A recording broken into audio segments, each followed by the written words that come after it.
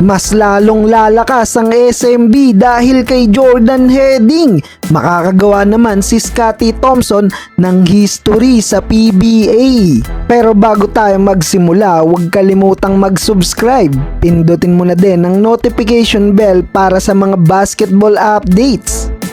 So mukhang desidido talagang makabawi ang kupunang San Miguel Beermen sa next conference. Tinatarget ngayon kunin ng San Miguel Beermen ang former Gilas player at sharpshooter na si Jordan Heading. Well, nakaraan pa na mataan dito si Jordan Heading sa Pilipinas at isa siya sa nakidalo sa record-breaking audience appearance sa Game 1 ng TNT Tropang Giga at Barangay Ginebra sa Inaris Center. Kaya naman hindi naiwasan na matanong ang former Gilas Pilipinas gunner kung may tsansa nga ba na maglaro siya sa PBA at ito ang sinabi niya. Oh, we'll see. Hopefully we can work something out. And yeah, I think it's a great league. I'd really love to play here. So yeah, we'll see what happens. So sa madaling salita, kung bibigyan ng pagkakataon ay talagang interesado na maglaro sa PBA si Jordan Heading. Maraming teams na ang kumakausap kay Jordan Heading pero dalawang teams ngayon ang matunog at desididong makuha ang former Jones Cup champion. Walang iba kundi ang Converge Fiber Xers at San Miguel Beermen. Pero hanggang sa ngayon ang kupunang Terra Firma pa din ng may rights kay Jordan Heading.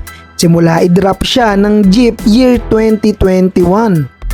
Nakikipag-usap na si Jordan Heading sa Terra Firma Jeep at kung sakaling ma-assign siya ng Jeep, willing makipag-trade ang San Miguel Beermen kapalit ni Evan Nava, Chris Rosales at future second round pick. Dahil ayon sa Beermen ay kakailanganin daw nila ang combo guard na tulad ni Jordan Heading. Puntahan naman natin ang balita tungkol kay Scottie Thompson. Maaaring makapagtala ng franchise record at PBA history si Scottie bilang kauna-unahang PBA guard na makaka-reach ng total of 2,000 offensive rebounds. Pinakamabilis na to after ng 42 years.